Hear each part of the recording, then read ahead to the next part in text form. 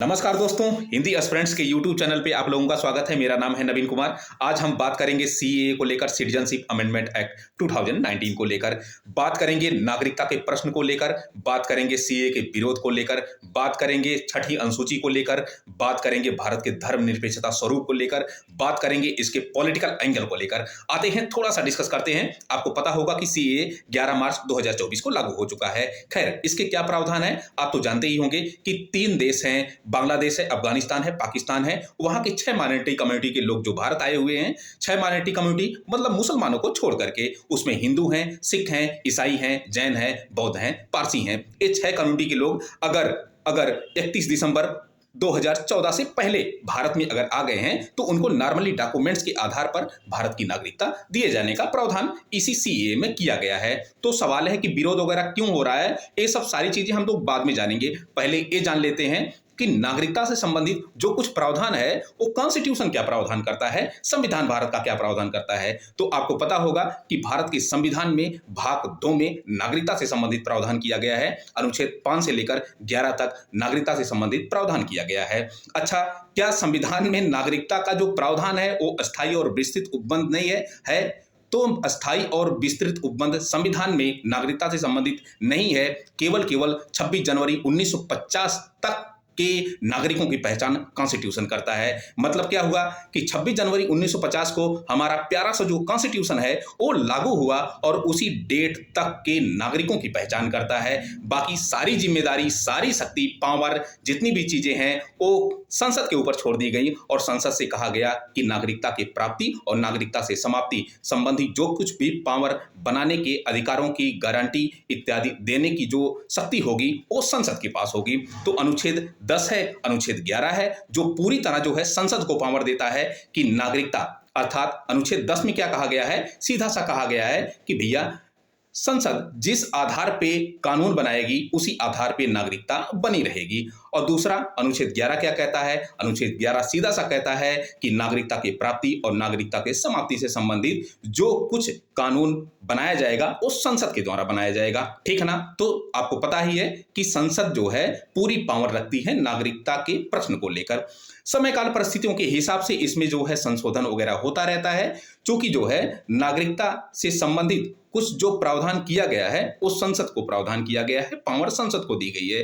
तो कहा गया कि संसद इस पर कानून बनाए, तो संसद ने कानून बनाया नागरिकता अधिनियम 1955 और कहा गया कि इसमें कि नागरिकता प्राप्त कैसे की जाए और नागरिकता समाप्त की जाए। खैर, समय काल परिस्थितियों के हिसाब से इसमें संशोधन होता रहा है। वही संशोधन 2019 में हुआ और जिसे हमने सीएए नाम दिया, सिटीजनशिप अमेंडमेंट एक्ट 2019 नाम दिया। ठीक ना भैया? खैर, पहले हम ये जानते हैं थोड़ा सा कि भाई नागरिक कौन होता है। अगर हम नागरिकता से संबंधित कोई चीज हम इशू पढ़ रहे हैं तो ये जाने कि नागरिक कौन होता है। तो नागरिक देश की भौगोलिक सीमा के भीतर अथवा देश की भौगोलिक सीमा के बाहर निवास करने वाला एक ऐसा व्यक्ति जिसको सिविल और पॉलिटिकल दोनों प्रकार के राइट प्राप्त हों, जिसको संविधान का जो मूल अधिकार है अनुच्छेद 15, 16, 19, 29, 30 ये सब प्राप्त हो, जिसको जो है एक ऐसा व्यक्ति जो है सुप्रीम कोर्ट, हाई कोर्ट का न्यायाधीश बन सके, एक ऐसा व्यक्ति जो राष्ट्रपति बन सके, राज्यपाल बन सके, संसद का सदस्य बन सके, राज्य विधानमंडल का सदस्य बन सके, जिसको वोटिंग पावर हो, ऐसा व्यक्ति देश का नागरिक कहलाएगा। इतना ही नहीं दोस्तों, जिसके पास भारत का पासपोर्ट हो और जो भारत की संविधान की जो है मौलिक कर्तव्यों का प्रयोग करता हो, इसके अलावा और कुछ कह सकते हैं कि सरकारी योजनाओं का लाभ लेता हो, ऐसा व्यक्ति जो है भारत का नागरिक होगा। ठीक है ना? तो खैर, हमने ये बताया कि कॉन्स्टिट्यूशन में क्या कुछ प्रावधान किया गया है। आपको मैं बताते चलूं कि नागरिकता अधिनियम 1955 जो है उसी के माध्यम से यह पता चलता है कि नागरिकता प्राप्ति और नागरिकता समाप्ति से संबंधित। ठीक है ना?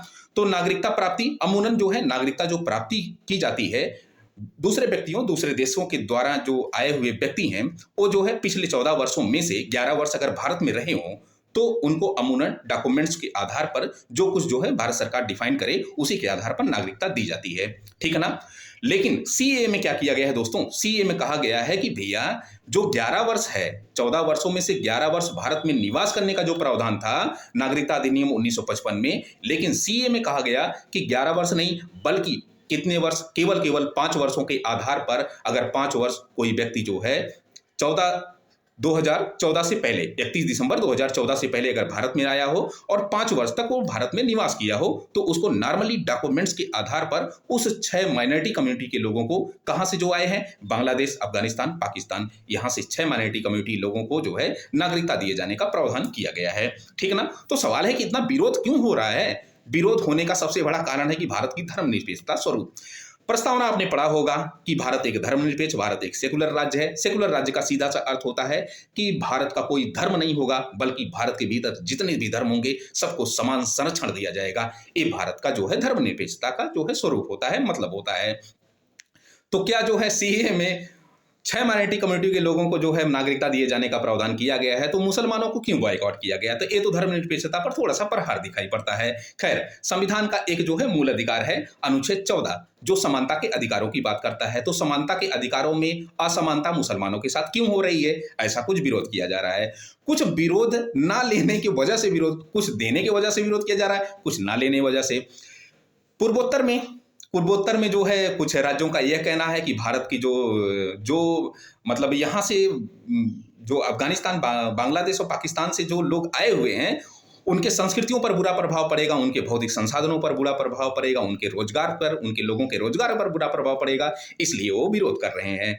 खैर, इतना ही विरोध का कारण नहीं है, और भी मुसलमान भी वर्ग इसका विरोध कर रहे हैं बार बार। अच्छा, भारत में राम राज्य के स्वरूप को अपनाया गया है, भारत नैतिकता और मानवता इन सब चीजों के लिए जाना जाता है, तो फिर एक कम्युनिटी के लोगों को क्यों इससे बाइकआउट किया गया है, ये प्रश्न उठता है। खैर, अगर मैं थोड़ा सा ये बात करूं कि पाकिस्तान जो बार बार मुसलमानों के संरक्षण की बात करता है, यह कहता है कि जम्मू कश्मीर में मानवाधिकारों का बार बार उल्लंघन हो रहा है, खुद अपने मुसलमान भाइयों को क्यों नहीं संभाल पा रहा है? इसका मतलब है कि कहीं न कहीं वहां मुसलमानों के लिए भी दिक्कत है, अल्पसंख्यकों के लिए दिक्कत है ही। खैर, और यही सब सारी चीजें हैं। तो नागरिकता से संबंधित जो प्रावधान था, वो सब सारी चीजें हमने जो है इसमें डिस्कस की। आपको मैं ये चीज बताते चलूं कि संविधान का एक अनुसूची है, छठी अनुसूची। छठी अनुसूची में क्या कहा गया है कि ये एसटी क्षेत्रों, और एसटी क्षेत्रों में असम, मेघालय, त्रिपुरा, मिजोरम, असम, मेघालय, ध्यान से सुनिएगा एकदम, असम, मेघालय, त्रिपुरा, मिजोरम, इन 4 राज्यों के एसटी क्षेत्रों के प्रशासन एवं नियंत्रण के विषय में उपबंध किया गया है। तो जो सीएए है, इन क्षेत्रों में लागू नहीं होगा। सीएए असम, मेघालय, त्रिपुरा, मिजोरम के एसटी क्षेत्रों पर लागू नहीं होगा। ठीक ना भैया? तो ये सब सारी चीजें हमने जो है सीएए को लेकर डिस्कस किया, इसके अलावा कॉन्स्टिट्यूशन के प्रावधानों को लेकर डिस्कस किया। आज के लिए फिलहाल इतना ही। नमस्कार, थैंक यू सो मच।